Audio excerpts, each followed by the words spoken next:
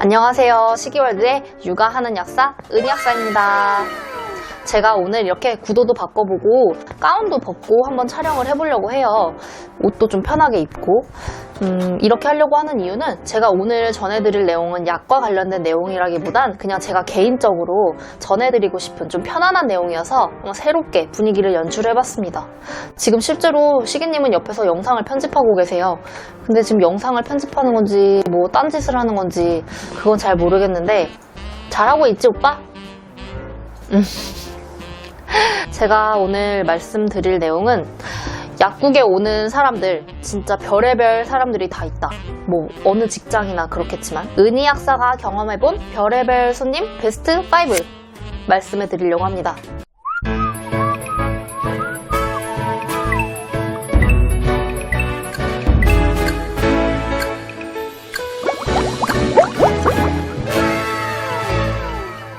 뭐 저의 약사로서의 경험이 10년, 20년 이렇게 길게 된 것까진 아니지만 그래도 여태까지 경험해본 손님 중 이것만큼은 진짜 짚고 넘어가고 싶은 분들 베스트 5를 소개해 보겠습니다. 영상 보시는 분들 중 여기에 해당하는 분도 있겠지만 저의 진짜 지극히 개인적인 의견이니 너무 기분 나빠하지 마시고 그냥 편안하게 시청해주세요.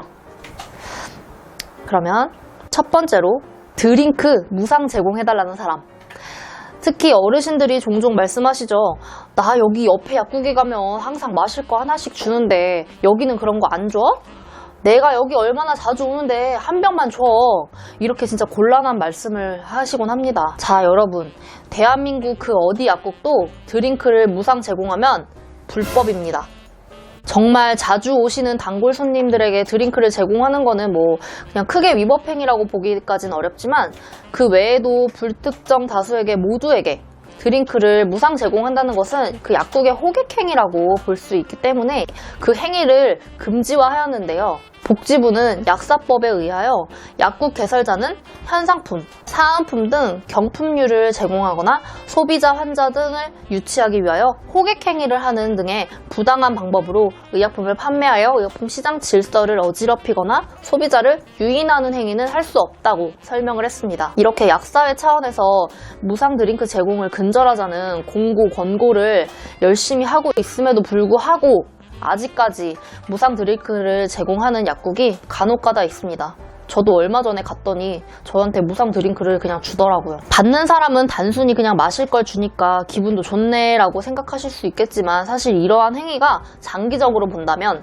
약국 간의 불필요한 경쟁 구도를 만들어내면서 영세 약국에만 피해가 갈 수도 있는 아주 안 좋은 관습이라고 봐야 되겠죠. 하지만 단 정수기, 자판기, 믹스커피 한 잔 정도는 괜찮다고 보고 있는데요. 예를 들어 커피 믹스를 갖다 놓고 내가 직접 정수기에서 물을 떠서 커피를 타 먹는 정도는 약국의 서비스 품질의 향상 정도? 그 정도로 보기 때문에 괜찮다고 합니다. 하지만 여러분 다시 한번 말씀드리지만 무상 드링크 제공 안 됩니다. 두 번째, 조제 약값 깎아달라는 사람.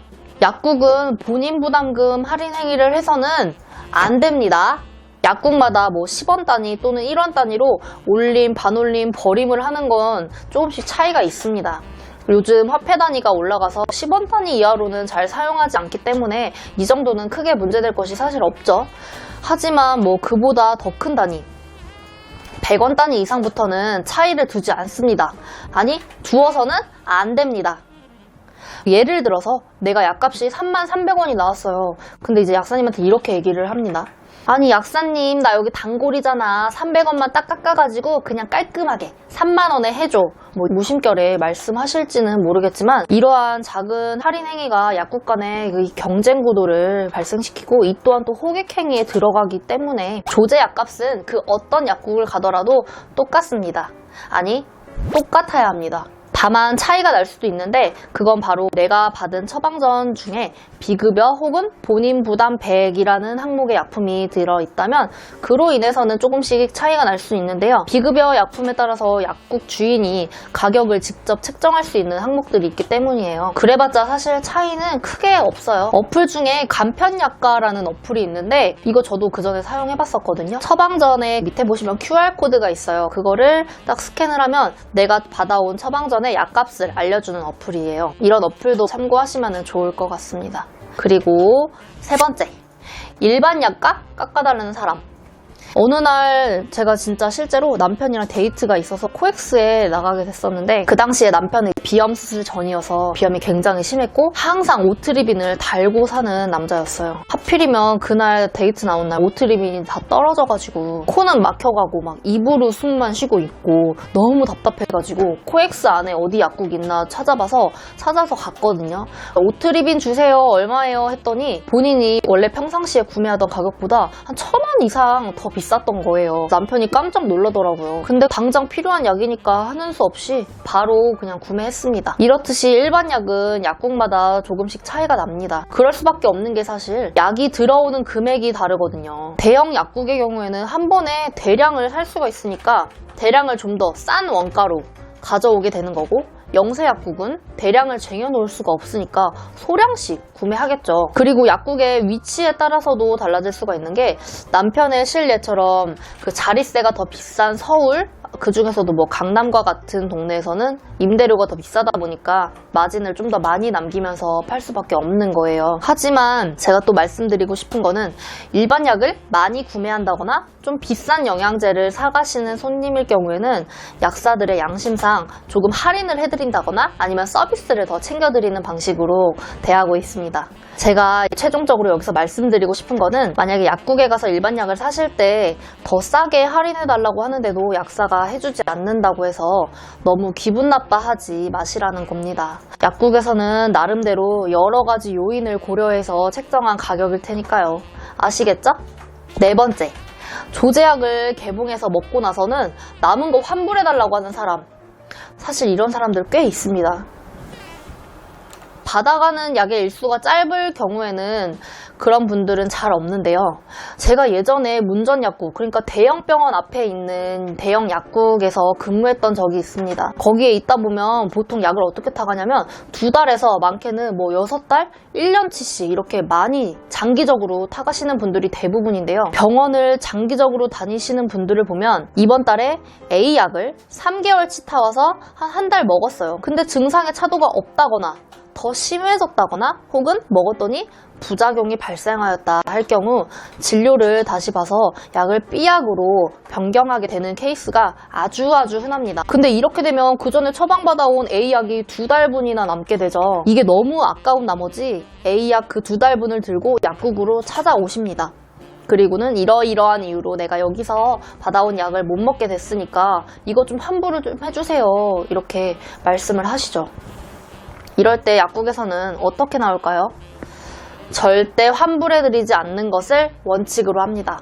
뭐 긴 말 필요 없이 제가 그와 관련된 조제약 환불 관련 복약부 지침, 이 주요 내용들을 말씀드리자면, 의약품은 그 특성상 보관 및 관리가 엄격해야 하며 여타의 오염에 심각한 부작용을 야기할 수 있으므로 일단 조제 투약된 의약품을 반납받아 다른 환자에게 재사용하는 것은 사실상 불가능하며, 의약품의 경우 정상적인 처방 및 조제 투약이라 하더라도 필연적으로 부작용이 발현될 수 있으므로 부작용이 발현되었다고 하여 잔여 의약품을 반납 처리하는 것은 정상적인 진료 및 투약을 저해야 함. 따라서 반납받아 다른 환자에게 재사용을 한다거나 이를 보험으로 정산 처리해서는 아니됨, 이렇게 나와 있습니다. 만일 약국에서 약을 환불해줬다고 쳐보세요. 그 말인즉슨 내가 받아갔던 약을 다시 약국 재고로 집어넣게 되는 거죠. 그렇다면 이 약국에서는 환불받은 약이 이거 말고도 굉장히 많을 텐데, 내가 지어간 약이 누군가의 손에 조제약으로 들어갔다가 다시 온 약이라고 생각을 해보세요. 그래도 괜찮으시겠어요? 싫으시죠? 저 같아도 진짜 완전 싫을 것 같아요. 완전 찝찝하잖아요. 이러한 이유들 때문에 환불을 해드려서는 정말 안 되지만, 간혹 어떤 약국에서는 이런 지침을 무시하고 그냥 환불해 주는 데도 있더라고요. 안타깝죠, 참. 그래놓고 건강보험공단에 청구된 금액을 받게 되는 거고요. 환불받은 그 약은 누군가의 입으로 이미 들어갔을지도 모르죠. 그렇기 때문에 너무나도 아깝지만 이렇게 못 먹게 된 남은 조제약은 폐기 처리하는 것이 맞습니다. 이러한 현상을 막기 위해 예를 들어 의사들은 처방을 할 때 뭐 환자가 처음 먹게 되는 약이라고 쳐요. 그럴 경우에는 그 약의 약효와 부작용을 보기 위해 약 7일에서 10일 정도 조금 짧은 처방으로 먼저 주게 됩니다. 그렇게 먹으면서 경과를 본 다음에 장기 처방을 하게 된다면은 위와 같은 안타까운 상황은 좀 막을 수가 있게 되겠죠. 물론 이런 노력을 하더라도 사람의 체질이 워낙 다양하고 그걸 의사들이 다 예측할 수는 없는 거니까 어떠한 변수가 생겨서 못 먹는 상황이 발생할 수 있어요. 그렇게 되겠지만 이러한 개인 차이를 모두 다 반영하기는 사실 힘들잖아요. 마지막으로 그 5번째, 은박지를 까선 안 되는 약도 까서 같이 포장해 달라고 하는 사람. 은박지에 포장되어 나오는 약 모두가 다 그런 건 아니지만 습기에 민감한 약들이 꽤 많이 있습니다. 그렇기 때문에 은박지로 낮게 포장을 해서 나오는 거겠죠. 이런 약을 까서 습기에 노출되면 약의 색이 변한다거나 약효가 좀 떨어진다거나 하는 안 좋은 현상이 생기기도 합니다. 예를 들어 내가 처방을 받았어요. 처방전을 받았는데 평상시 이 약을 챙겨 먹으려면 포장된 약 외에도 은박지 약을 2가지 더 내가 알아서 챙겨 먹어야 된다고 쳐요. 그거를 매일 아침, 점심, 저녁으로 해야 된다고 생각하니까 너무 귀찮은 거예요. 그래서 약사한테 말을 하죠. 그것도 그냥 까서 나머지 약이랑 같이 한꺼번에 먹게 포장을 해달라고. 그러자 약사는 그 약은 습기, 햇빛에 민감한 약이기 때문에 그럴 수가 없다고 말을 하죠. 그런데도 끝까지 얘기해서 원하는 대로 까려고 하시는 분들이 참 많습니다. 이런 말씀을 제가 지금 드리는 이유는 그 약을 저희가 까서 조제하는 과정이 귀찮아서가 절대 아니에요. 그 약을 까고 같이 포장해드리는 그 조제 업무만 봤을 때는 그리 큰일이 아닙니다. 그리고 한꺼번에 포장해드리면 복약 수능도도 올라갈 거 저희도 알아요. 다만 약사로서 환자가 제대로 된 약을 복용하길 바라는 사명감이라고나 할까요? 단순히 여러 가지 약을 챙겨 먹기 귀찮다고 해서 이런 애로사항을 가지고 있는 약까지 한꺼번에 포장해달라는 분들, 본인 치료를 위해서 되도록 약사의 말을 좀 귀 기울여 주세요. 그냥 드리는 데는 이유가 있었답니다. 자, 이렇게 제가 겪었던 혹은 말하고 싶었던 부분에 대해서 전달해 드렸습니다. 저의 영상이 여러분에게 많은 도움이 되었길 바라며 이상 구독하면 건강해지는 채널 시기월드의 은희약사였습니다. 근데 오빠, 이거 구독하면 건강해지는 거 맞겠지? 너가 좋은 정보 열심히 해야겠지. 다음 시간에 만나요. 안녕.